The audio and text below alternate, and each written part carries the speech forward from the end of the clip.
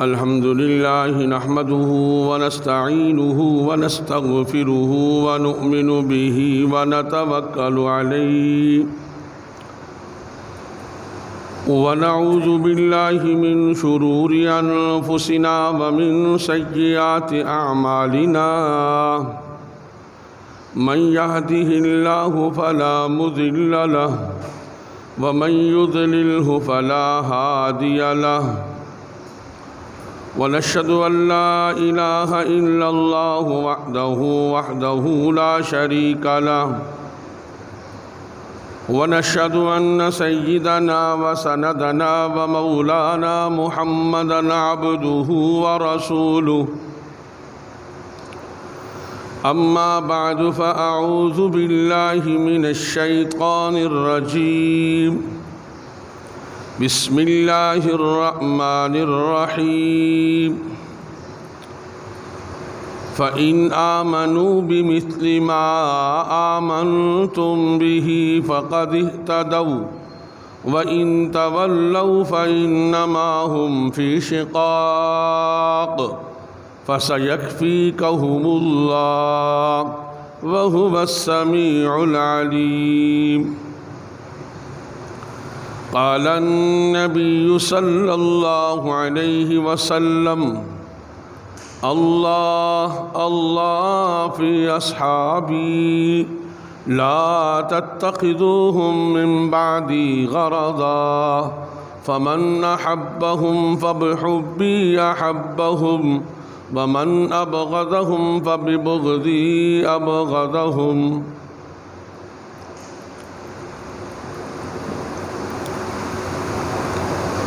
قال رب اشرح لي صدري ويسر لي أمري واحلل عقدة من لساني يفقه قولي رب زدني علما رب زدني علما رب زدني علما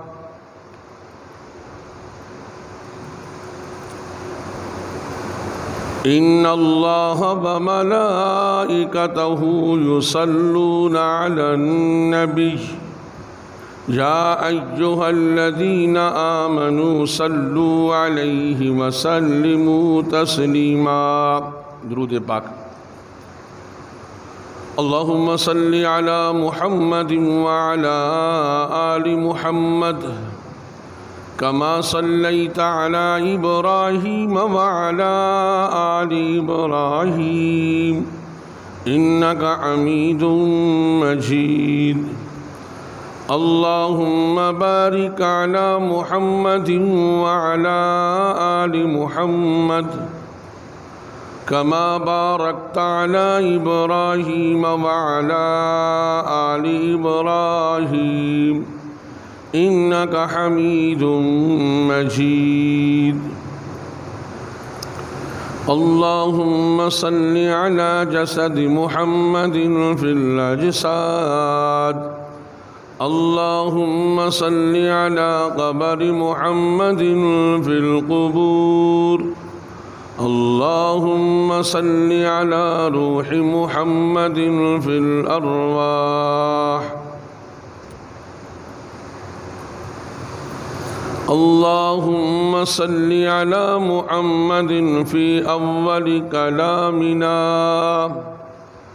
اللهم صل على محمد في أوسط كلامنا اللهم صل على محمد في آخر كلامنا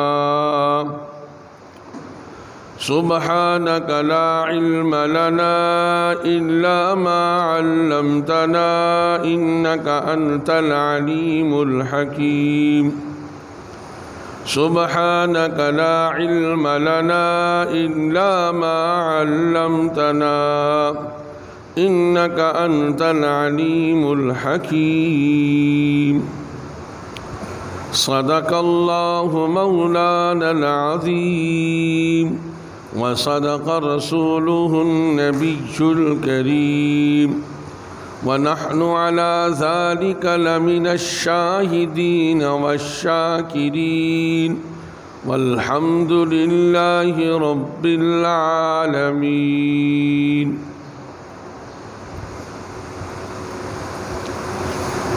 میرے واجب الاحترام بزرگوں اور دوستوں اور معزز سامعین کرام، اللہ جل شانہ عم نوالہ کا احسان عظیم ہوا کہ اللہ تعالیٰ نے مجھے آپ کو احب البلاد الی اللہ مساجدہا میں جمع فرمایا وابغض البلاد الی اللہ اسواقہا سے دور رکھا۔ یہ محض اللہ کا کرم ہے، محض اللہ جل شانہ کا فضل ہے۔ اس میں میرا آپ کا کوئی ذاتی کمال نہیں، کوئی ذاتی وجاہت نہیں، کوئی ذاتی بڑھوتری نہیں،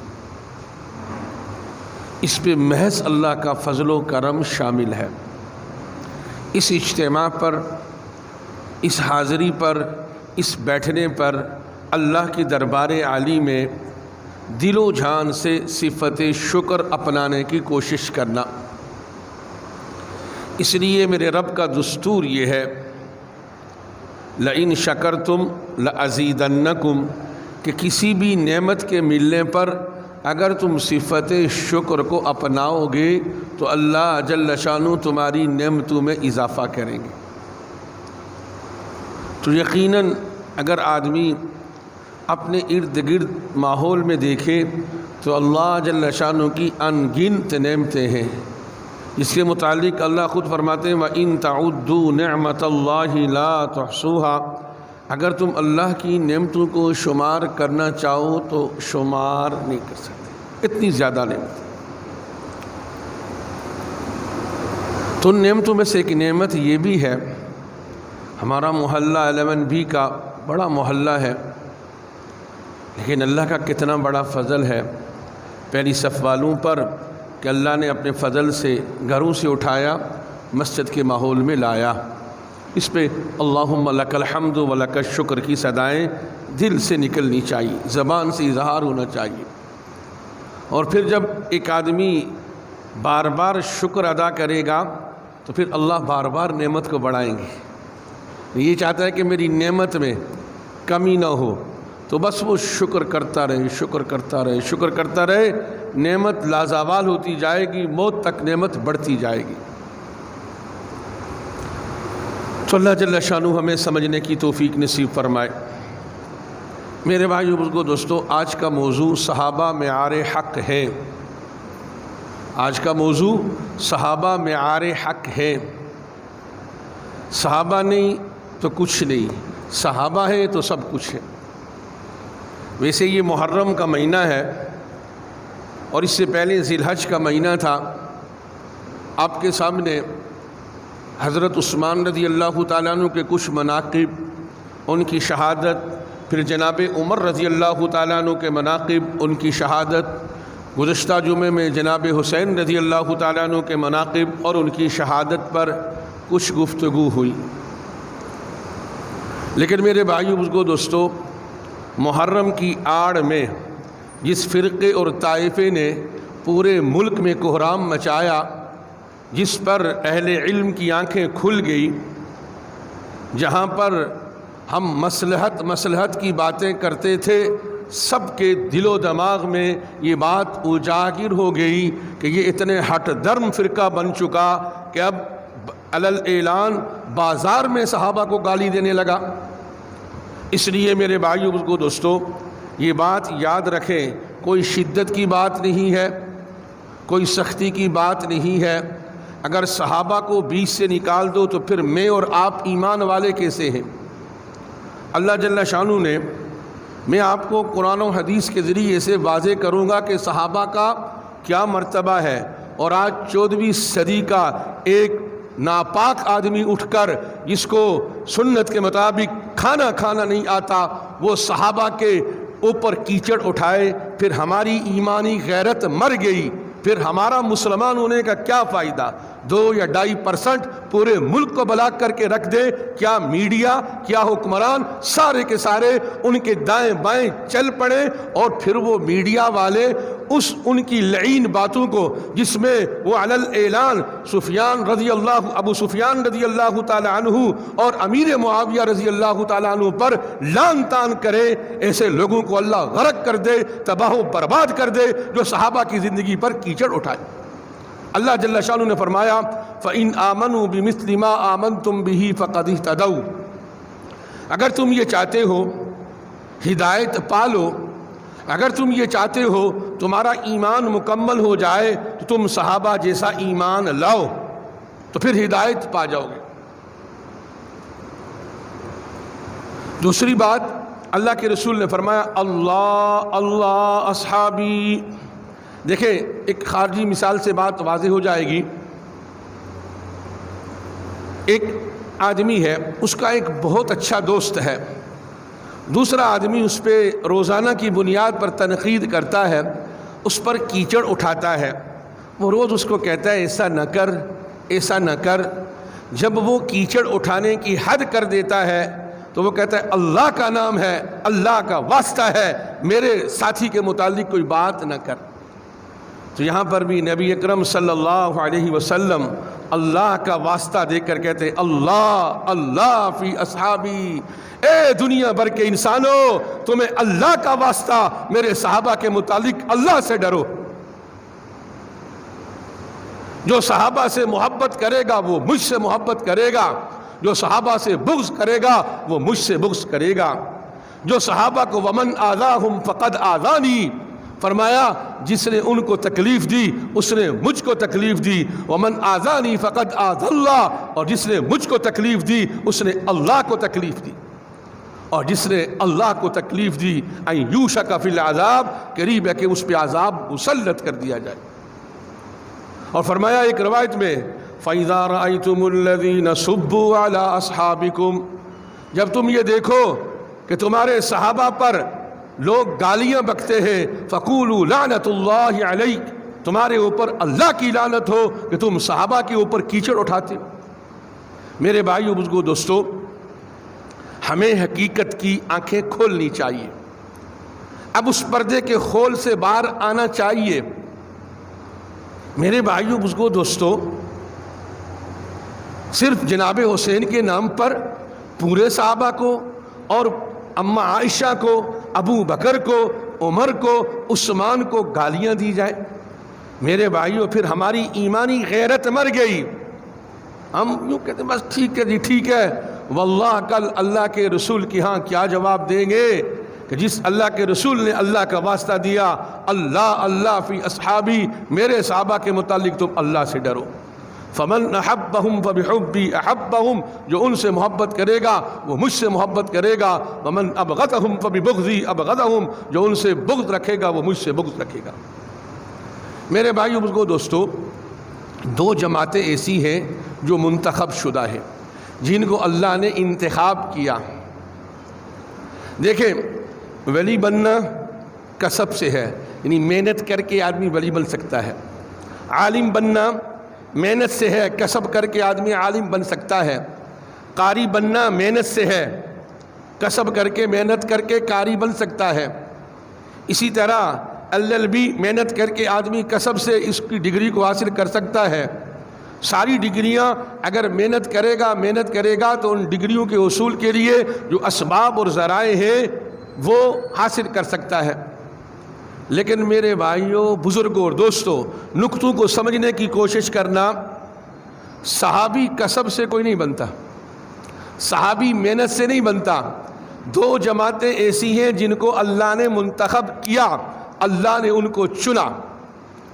اچھا ایک بات یاد رکھیے، ہم دینی معاملات میں بڑے سادے بن جاتے ہیں، مولوی جانے، مولوی کا کام جانے، نہیں، ہر مسلمان جانے، مسلمان کا کام جانے۔ یہ صرف دین مولویت کا نہیں ہے، دین اور کلمہ سارے مسلمانوں کا ہے، یہ سارے مسلمانوں کی ذمہ داری ہے۔ حقیقت کو جاننا، حقیقت کو ماننا، اور حقیقت پر جب موقع آئے تو اپنے دل و زبان کو کھولنا، اندھے سانپ بن کر نہ بیٹھنا، جو ہو ٹھیک ہے، غلط ہے صحیح ہے، ہاں بس ٹھیک ہے۔ اب آپ خود سنیں، جس ٹی وی چینل نے صحابہ پر ان ملعونوں کی لعنت کو نشر کیا جن کانوں نے سنا ان کا ایمانی جذبہ اس وقت کیا تھا۔ سوچنے کی بات ہے، مر مٹنے کا مقام ہے، زمین دس جائے، ہم اندر چلے جائیں اور اللہ کے رسول کے صحابہ کو گالی دی جائے اور ہمارے زبان پر، ہمارے دل میں، ہمارے دماغ میں اتنی سی بھی بات نہ آئے۔ تو میں بتا رہا تھا کہ دو جماعتیں ایسی ہیں جو منتخب شدہ ہیں۔ نبی محنت سے نہیں بنتا۔ کوئی آدمی کہے جی کہ میں محنت کروں گا تو میں نبی بن جاؤں گا، نہیں، نبی کا انتخاب اللہ کرتے ہیں۔ اور اگر کوئی کہے کہ میں محنت کروں گا ساری زندگی سجدے میں گزار دوں گا، میں صحابی بن جاؤں گا، صحابی نہیں بن سکتا۔ صحابہ کا انتخاب کس نے کیا؟ اللہ نے کیا۔ بات سمجھنے کی کوشش کیجئے۔ اور اللہ کون ہے؟ ما کان یکون کا علم رکھنے والے۔ اللہ جل شانہ ازل سے ابد تک، روز اول سے قیامت تک، قیامت سے لے کر میدان حشر تک، میدان حشر سے لے کر جنت اور جہنم تک، سارے احوال کو اللہ جانتے ہیں۔ اب سوچنے کی بات ہے، آج 14ویں صدی کا ملعون اٹھ کر صحابہ کی زندگی پر کیچڑ اٹھائے۔ کیا اللہ کو پتہ نہیں تھا کہ صحابہ کے اندر اختلافات آئیں گے؟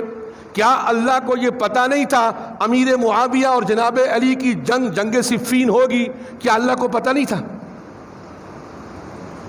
میرے بھائیو کو دوستو، اگر صحابی کسب سے بنتا تو ابو جہل بن جاتا، ابو لہب بن جاتا اور رئیس المنافقین عبداللہ بن ابی بن جاتا۔ لیکن یہ اللہ کا انتخاب ہے۔ بنو تمیم سے ابو بکر کو چنا، بنو عدی سے عمر کو چنا، بنو امیہ سے عثمان کو چنا، بنو قریش سے جناب علی کو چنا، فارس سے سلیمان کو چنا، حبشہ سے بلال کو چنا، اور اسی طرح قبیلہ غفار سے ابو ذر کو چنا۔ یہ تو اللہ کی پسندیدہ شخصیات ہیں، ان کو اللہ نے منتخب کیا۔ میرے بھائیو بزرگو دوستو، بات سمجھنے کی کوشش کرنا۔ دو جماعتیں ایسی ہیں جو اللہ کی طرف سے منتخب کردہ ہیں۔ انبیاء کو اللہ نے منتخب کیا، اور انتخاب بھی عجیب۔ ادھر نوح علیہ السلام کو نبوت کے لیے انتخاب کیا، ادھر بیٹا کنعان جہنم کی طرف جا رہا ہے۔ ادھر ابراہیم خلیل اللہ کو نبوت کے لیے چنا، ادھر آزر بتوں کا بنانے والا اللہ نے بنا دیا۔ یہ میرے اللہ کی صمدیت ہے، اللہ کی بے نیازی ہے، اللہ کی کسی سے کوئی رشتہ داری نہیں ہے۔ من بطا به عمله ولم یسرع به نسبه، جو آدمی عمل میں سست ہوگا وہ نسب سے آگے نہیں بڑھے گا۔ ادھر رسول اللہ صلی اللہ علیہ وسلم کو نبوت کا تاجدار، نبوت کا سردار بنایا، ادھر چچا ابو طالب کو جہنم کا ایندھن بنایا۔ یہ میرے اللہ کا انتخاب ہے۔ اور چننے پہ آئے تو بلال حبشی حبشہ سے آئے، کسی کے غلام تھے، اللہ نے چن لیا۔ اور کیسا چنا، کیسا انتخاب کیا؟ دیکھیں، ہر زمانے میں باتیں کرنے والے ہوتے ہیں، باتیں کی جاتی ہیں، بس یہ سوچنے کی بات ہے کہ بات کہاں کی جائے، بات کون سی کی جائے، اور بات کون سی کرنے کی ہے اور کون سی نہیں کرنے کی۔ مؤذن، امام، علماء فرشتے نہیں ہوتے، وہ بھی انسان ہے نا۔ اگر کامران صاحب کا دل ہے تو امام صاحب کا بھی دل ہے، اگر فلاں کی چاہت ہے تو امام صاحب کی بھی چاہت ہے۔ اگر ہم چاہتے ہیں کہ ہمارے پاس اچھی چیز ہو تو امام مؤذن بھی چاہتے ہیں ہمارے پاس اچھی چیز ہو، فرشتے نہیں ہیں۔ تنقید برائے تنقید یہ نہیں ہے۔ اور امام کو بھی امام اللہ نے بنایا، مؤذن کو مؤذن اللہ نے بنایا۔ یہ تو انتخاب اللہ کا ہے نا۔ حضرت بلال رضی اللہ تعالیٰ عنہ کیا ہے؟ مؤذن رسول ہے۔ کسی نے کہہ دیا کہ زبان میں لکنت ہے، زبان میں لکنت ہے۔ ایک بات آئی تو آپ علیہ السلام نے کہا کوئی بات نہیں، کوئی اور اذان دے لے۔ حضرت بلال نے براہ راست سپر پاور سے اپنا رابطہ ملا لیا۔ آج تو ہم رابطے واسطے ڈھونڈتے ہیں، یاد رکھیے اللہ سے رابطہ ہر گناہگار کر سکتا ہے، ہر وقت کر سکتا ہے، ہر آن ہر گھڑی کر سکتا ہے۔ کر کے تو دیکھیں۔ وَنَحْنُ أَقْرَبُ إِلَيْهِ مِنْ حَبْلِ الْوَرِيدِ۔ دو باتیں کی، اے اللہ یا تو اذان بدل دے یا پھر میری زبان بدل دے، یا اللہ یا تو آذان بدل دے یا میری زبان بدل دے۔ کیا جواب ملا؟ نہ آذان بدلے گی نہ زبان بدلے گی۔ آذان ہو جاتی ہے، صبح پھوٹتی نہیں، سب انتظار میں ہے، آذان ہو چکی، صبح طلوع نہیں ہو رہی، براہ راست جبریل امین آ جاتے ہیں، اللہ کہتے ہیں جب تک میرا بلال الصلاۃ خیر من النوم نہیں کہے گا، اللہ اکبر کی صدائیں نہیں لگائے گا، اللہ کی قسم اللہ اس صبح کو طلوع نہیں کرے گا۔ کن کی باتیں کرتے ہیں؟ اولئک الذین امتحن اللہ قلوبہم، اللہ نے صحابہ کے دلوں کا ایمان کا امتحان لیا، وہ امتحان میں کامیاب ہو گئے۔ آج کا لعنتی صحابہ کی زندگی پر بکواس کرے اور ہم خاموش بیٹھے رہے۔ اولئک هم المتقون، وہ تقوی والے ہیں، اولئک هم المفلحون، وہ کامیاب ہیں، اولئک هم الفائزون۔ محمد الرسول اللہ۔ میرے بھائیوں پھر چھوڑ دو قرآن کو بھی، واسطے کو ہٹا دو، پھر دہریے بن جاؤ۔ اگر صحابہ کی زندگی پر تنقید کرو گے، اور میں بات کر رہا تھا کہ انتخاب اللہ کا ہے، اللہ نے منتخب کیا، اللہ کو قیامت تک کا علم تھا۔ جب اللہ نے ایک معاملہ کہہ دیا رضی اللہ عنہم ورضوا عنہ، میں صحابہ سے راضی، صحابہ مجھ سے راضی، بھائی کائنات کس کی ہے؟ اللہ کی۔ ابو بکر کو پہلے نمبر پر کس نے بنایا؟ اللہ نے۔ عمر کو دوسرے نمبر پر کس نے بنایا؟ اللہ نے۔ جناب عثمان کو تیسرا خلیفہ کس نے بنایا؟ اللہ نے۔ اور اگر آج کا ملعون کہے کہ ہم صرف حضور صلی اللہ علیہ وسلم کی ایک بیٹی کو مانتے، تین کو نہیں مانتے، تو اس کے بکواس کرنے سے سورج کی روشنی ماند پڑ جائے گی۔ اگر کوئی کہے کہ ہم صرف جناب علی اور 5 صحابہ کو مانتے، باقی نعوذ باللہ سارے مرتد ہو گئے، تو کیا ان کے کہنے سے یہ ہو جائے گا؟ لیکن اللہ پاک تو ہماری حمیت دینی کو بھی تو دیکھیں گے نا، ہمارے غیرت ایمانی کو بھی دیکھیں گے نا۔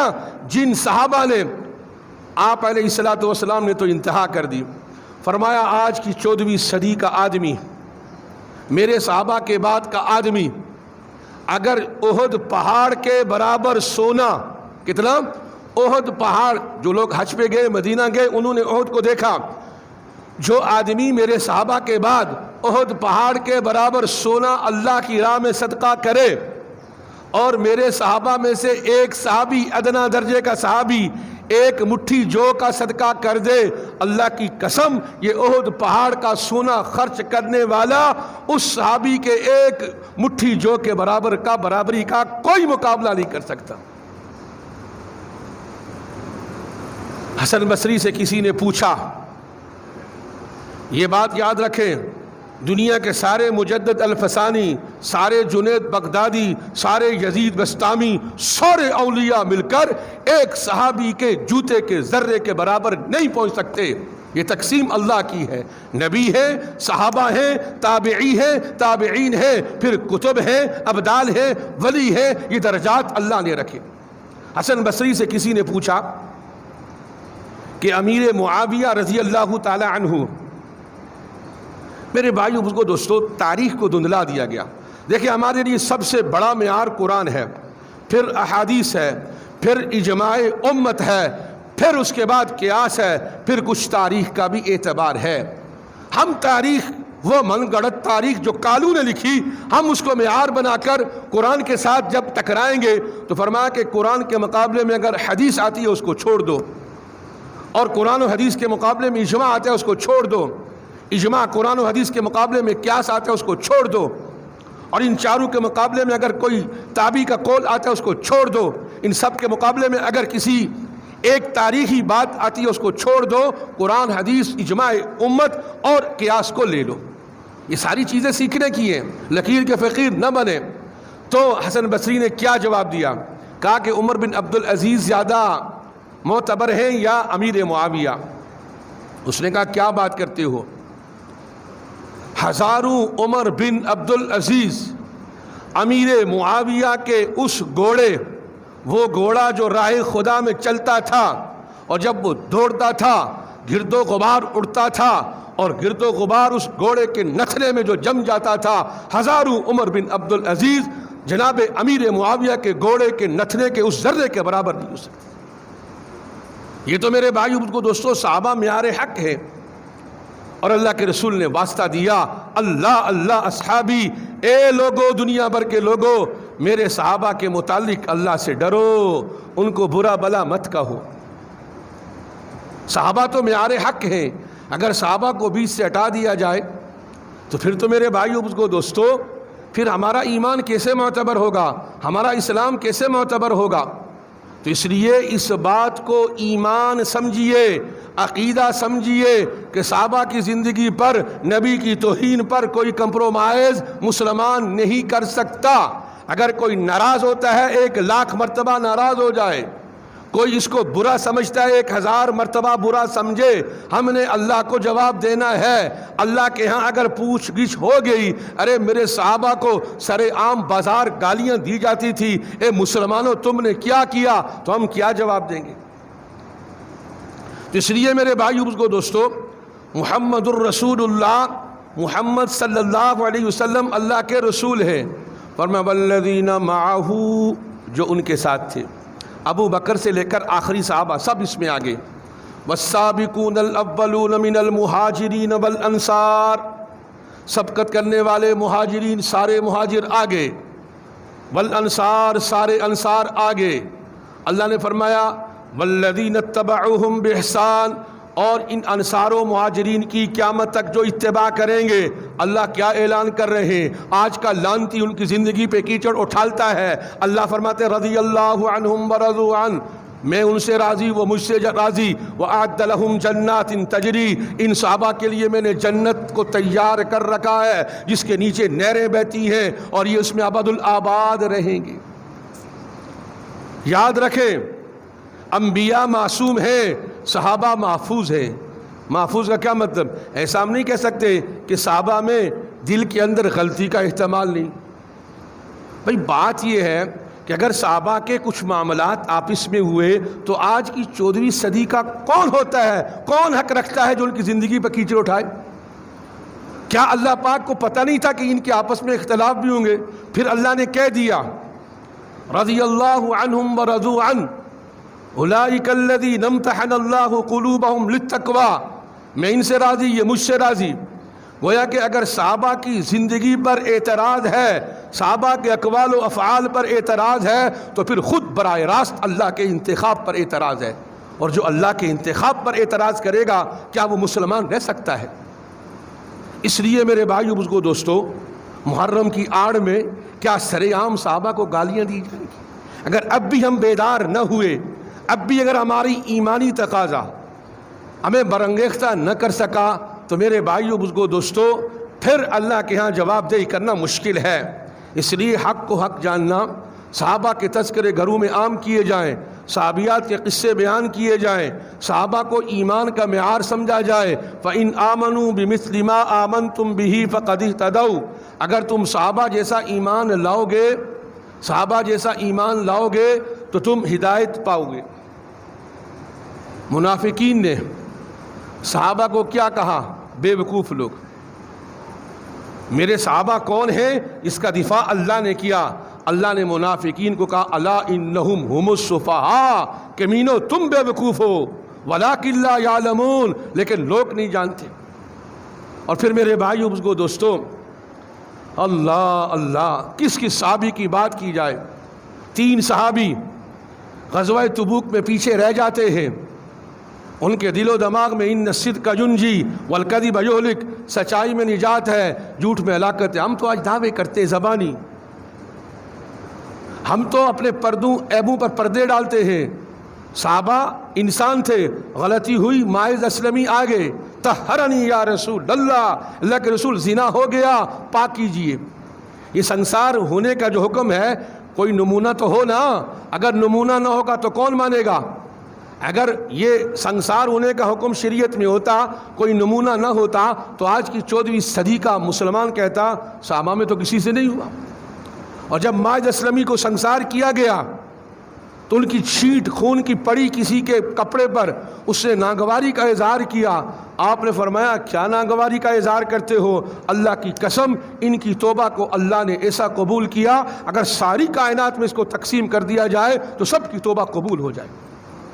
3 صحابہ پیچھے رہ گئے، لیکن پیچھے رہ کر آگے بڑھ گئے، غزوہ تبوک میں نہیں گئے، اور 50 دن کا مقاطعہ، کعب ابن مالک، امیہ اور حلال ابن ربیع، یہ تینوں صحابہ پیچھے رہ گئے، اور جب توبہ کی تو اللہ پاک فرماتے ہیں وَعَلَى الثَّلَاثَةِ الَّذِينَ خُلِّفُوا، وہ 3 جو پیچھے رہنے والے۔ میرے بھائیو، جن صحابہ کی اداؤں کو اللہ نے قرآن کا جز بنا دیا، آج 14ویں صدی کا مردود آدمی اٹھ پر ان کی زندگی پر لان تان کرے، اس جیسا بدبخت اور بدبودار کون ہو سکتا ہے؟ اس لیے صحابہ سے محبت عین ایمان ہے۔ اللہ جل شانہ سے دعا ہے کہ اللہ تعالی ہمیں صحابہ کی محبت نصیب فرمائے، عقیدت نصیب فرمائے، اور اپنے عقیدے کو محفوظ رکھنے کی توفیق نصیب فرمائے۔ وآخر دعوانا ان الحمد للہ رب العالمین۔